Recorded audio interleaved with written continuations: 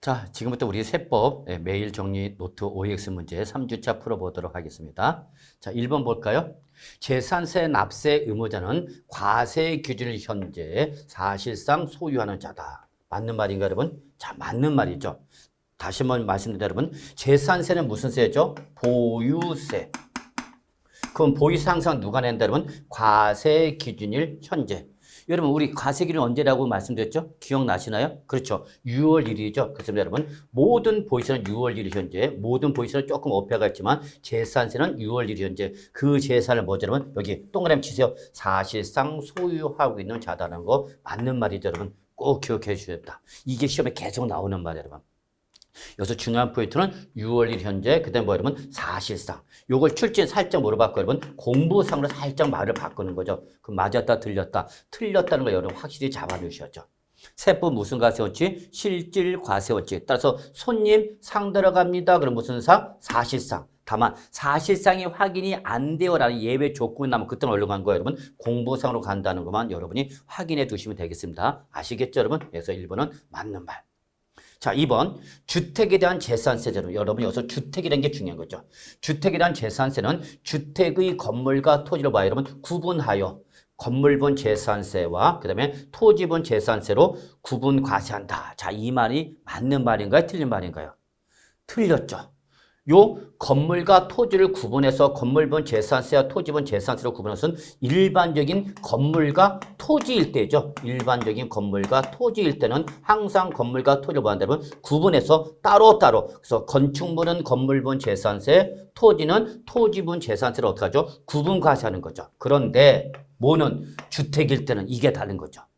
주택분 재산세는 주택의 건물과 토지를 뭐야 여러분? 통합하여 여러분. 물건을 별개로 바로 하나로 바로 여러분. 그래서 여러분 구분 과세가 아니라 뭐야 여러분? 일괄 과세가 되는 거죠 여러분. 그래서 2번은 틀린 말이죠.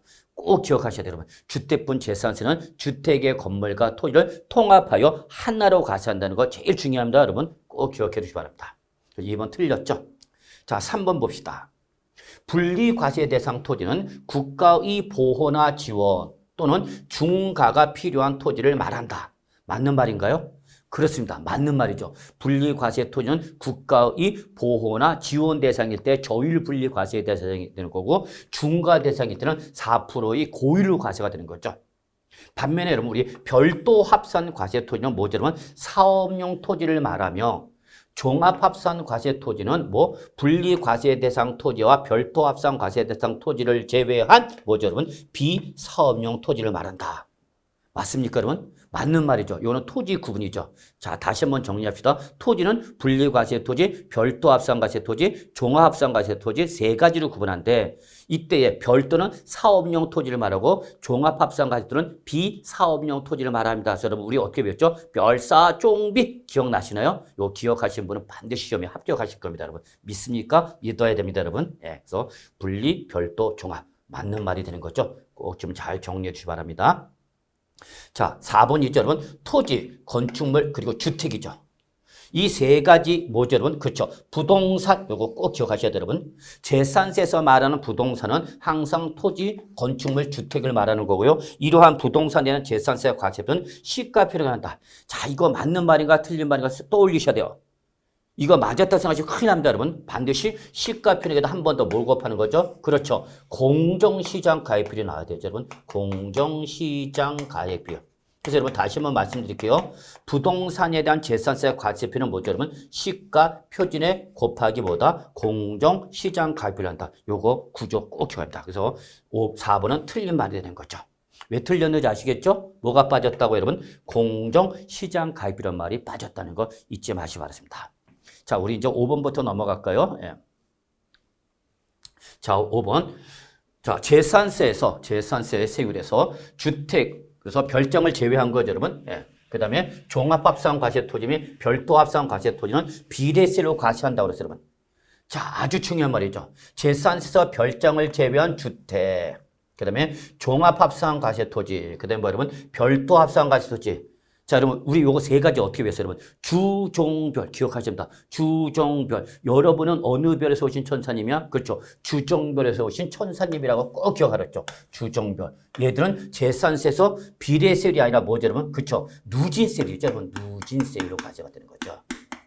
그래서 제산세에서 누진세로 가세된 뭐 주종별. 얘가 바로 뭐가 되는 거죠, 여러분? 종합부동산세 과세대상이 되는 거죠, 여러분.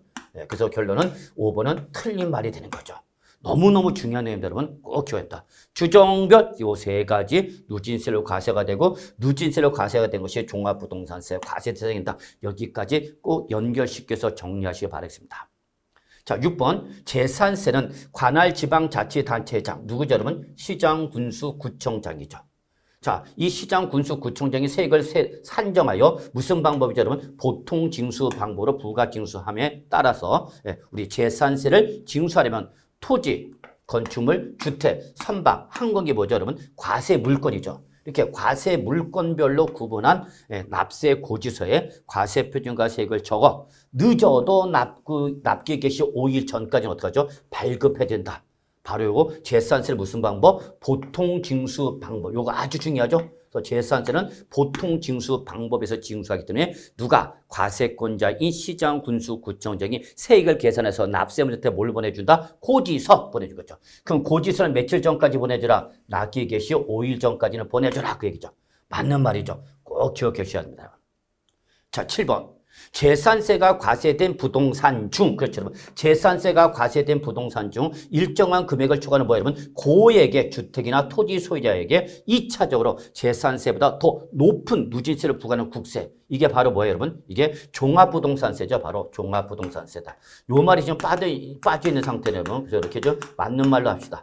종합부동산세는 제산세가 과세된 부동산 중 일정한 금액을 초과한 누구만? 고액의 부동산 소유자 한해서만 다시 한번 제산세보다 더 높은 세율로 부과하는 국세. 이걸 뭐라 한다면 종합부동산세를 한다. 이렇게 맞는 말로 정의해보죠, 뭐. 자, 8번. 종합부동산세 과세 대상이 주택이죠. 자, 종합부동산세 과세 대상 주택은 뭐죠, 여러분? 바로 지방세법에 따라서 제산세가 과세된 주택을 말하는 거죠. 그럼 결국은 여러분 종합부동산세 과세 대상의 주택과 제산세 과세 대상 주택은 같은 거다, 다른 거다? 같은 거다고. 제산세 과세했던 주택을 다시 한번 종합부동산을 또 과세하는 거죠, 여러분. 그래서 항상 종합부동산세는 무슨 과세, 여러분? 이중과세 개념을 꼭 떠올리셔야 돼요, 여러분. 근데 이때에 아무리 제산세 과세 대상인 주택이라더라도 자, 동그라미 칩시다. 뭐 별장과 다시 종합부동산세 부과 목적에 적합하지 않은 주택. 요 두 가지는 종부세 과세 대상을 어떻게 한다 그러면 제외한다는 걸 꼭 기억해 두셔야죠. 그럼 제산세에서 과세했던 별장은 왜 종부세는 과세 대상을 제외한다고 했죠? 그렇죠. 얘는 4% 비례세로 과세가 되기 때문에 얘를 제산세만 과세로 종결해버리고 종합부동산세까지 넘어온다, 넘어오지 않는다? 넘어오지 않는다. 그 다음에 종합부동산세를 부과하는 목적은 뭐랬죠, 여러분?